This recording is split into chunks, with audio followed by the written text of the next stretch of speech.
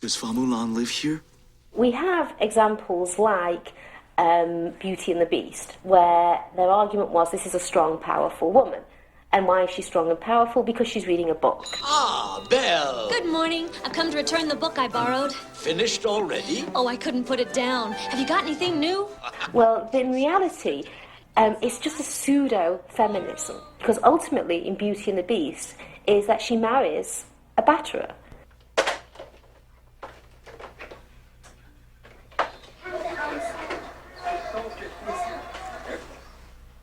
A great deal of my work in my professional life has to do with family violence.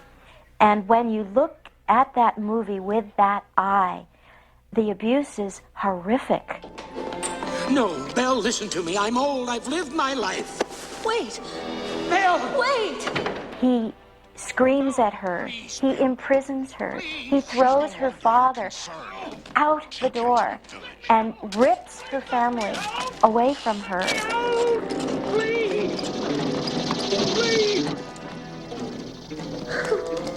His behavior is, without question, frankly and horrifically abusive. Where is she? She's not coming. What? Your Grace! Your Eminence!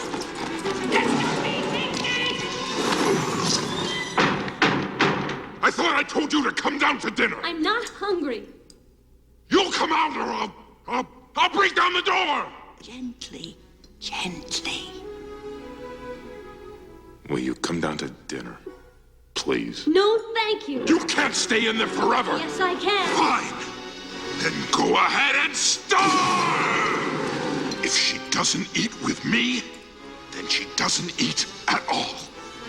And yet the whole thrust of the story is that she returns to him, that she socializes him, that she excuses him, that she reinterprets his rage and his abuse as temper, that she reinterprets his personality as tender and vulnerable, and then that she falls in love with him.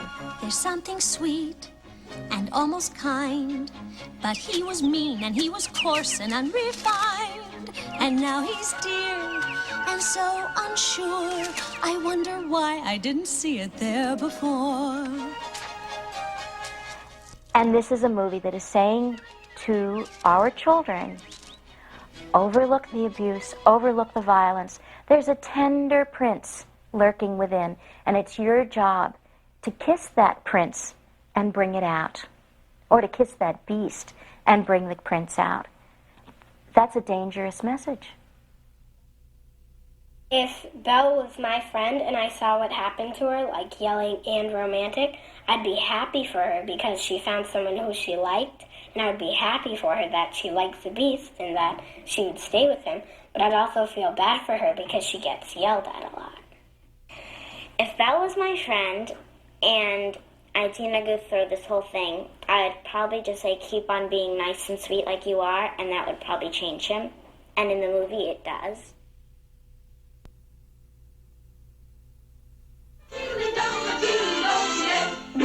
Indians!